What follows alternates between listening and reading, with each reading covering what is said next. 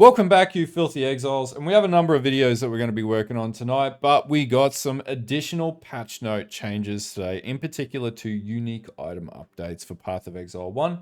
So we're going to have a quick look through that. So number one, I'm just going to say I don't really care about scarabs, so I'm not going to talk about scarabs right now because that's basically of zero interest to me. What the really cool stuff is the actual item changes. So we're not going to talk through absolutely every single thing here, but there's some pretty cool like uniques that they've changed in the game. So the Actum, I'm not too sure what that actually is, but anyway, it has had a crit chance increase, which, you know, whether or not that's good or bad, that's a totally different thing. The Admiral unique body armor is now an increase to evasion rating and grants up to 25% freeze from 10%. It's actually not too bad. The Allelopathy unique gloves now grants level 25 blight from level 22. This change automatically affects existing items. Yeah, this is pretty normal. This is actually a really cool item. Blight should actually, I think Blight got a buff in the patch notes as well, so this is pretty cool.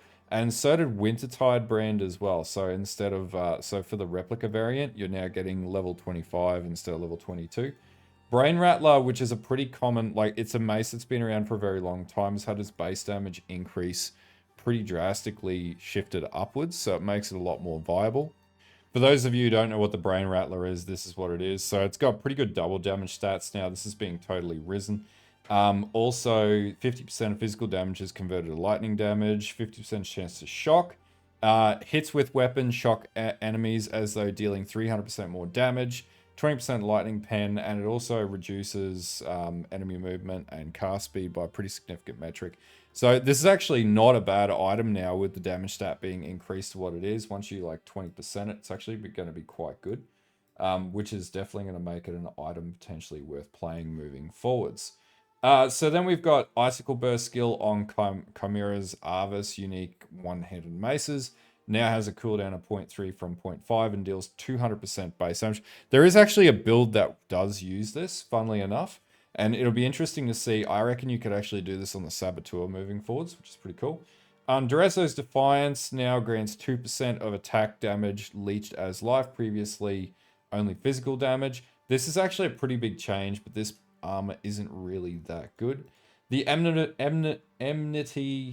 Enmity, whatever, divine and yielding mortality unique staves now have a added physical damage increase and increased damage over time for bleed from critical strikes by almost double in every possible way. It's actually pretty good.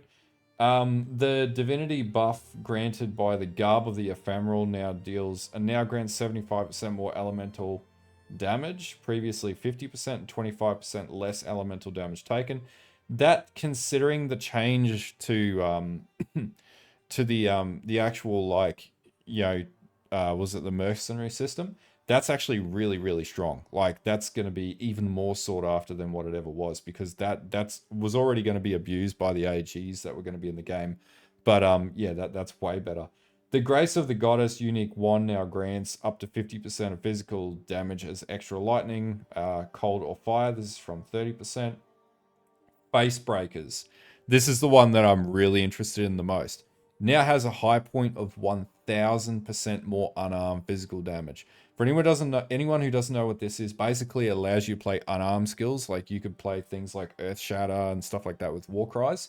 This would be absolutely mental on like a Bleed Earth Shatter build or something like that, like any slam build basically. Or retaliation builds. I think I have a POB for one that I put together a little while ago. I might put it in the description below. But yeah, this is a total game changer. Now, Hand of Thought and Motion, and Hand of Wisdom and Action. These are the items that are in Path of Exile 2, or at least the Wisdom and Action is in Path of Exile 2. So this is getting a base increase from 1 to 10 to 1 to 12. Arguably, this is really strong if you're playing like an int stacker or even a dex stacker in this sort of predicament. So basically, if you want to play a dex stacker or an int stacker, you could do that, and you could basically make a Path of Exile 2 build in Path of Exile 1. That may not seem like an enormous increase just in that like 2 damage per hit or 2 damage per 10 attribute, but considering the level of attributes that you can stack, And considering like that is an enormous percentage from 10 to 12, that's a pretty big damage buff. Kintsugi, this is usually used, this is a chess piece that gives you a lot of benefits to evasion. This is used at like a mid tier level sort of setup, so this has got a bit of a base increase. Mark of the Doubting Knight, unique dagger. Yeah, sort of looking at this, I can't see this being very good, so yeah. Null's Inclination unique bow grants minions 2% increased damage per 5 decks, previously 1. Looks like a big buff. Neuro's Harp, again, another item that's never really been used, is getting a pretty significant buff. It also has 30 to 50% increased effect of Chill Ground, previously 40%. So again, like, not too bad. It also now has 30 to 50% increased effect of Consecrated Ground, which does not affect existing items. That's pretty cool, actually. The Omiya Ken unique boots now grants 20% increased evasion, 500 mana, and up to 200%, or up to 200%. Existing items. So basically, that's a pretty significant buff. Primordial Chain is pretty cool. So I'll show you what this looks like. So this is Primordial Chain that we can see on the screen here. Basically, this is basically going to end up with less damage and less HP for your golems. And this gives you +3 to maximum number of summon golems. It looks like they're buffing golems pretty heavily. They're allowing us to play golems again. Also, your golems are absolutely on crack. And you have a stat called Primordial. This is really good for fire golems. It's just absolutely absurdly hilarious to see it play out. And I'm actually super excited. Potentially a Fire Golem Mancer running Primordial Chain might be in play. And I reckon it might be really cool to run it again. All right, so a bit of a legacy item here. The Queen's Decree now has +1 to 2 maximum zombies, skeletons, and specters. Previously 1. So this is actually a pretty big buff up. This used to be used in like the OG skeleton like mage build. But yeah, having up to +2 specters, it looks like you could have an army of specters moving forward. It's really going like army level sort of stuff here. Spore Guard unique body armor now grants up to 43% increased chaos res. It's pretty good. And causes enemy on fungal growth to explode for 10% of their maximum life. Spore Guard's going to go through the roof. That's actually really, really good. That is insanely good.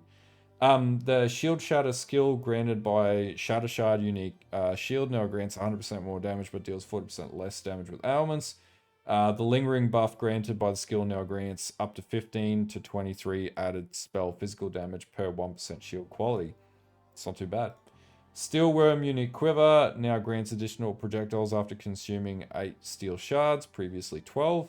It's not a huge buff. The Soul Taker, no one really cares about that. Basically, it now has up to 35% increased attack speed, which is really good. But it also probably means that Kingmaker is probably not going to change because it doesn't say it is.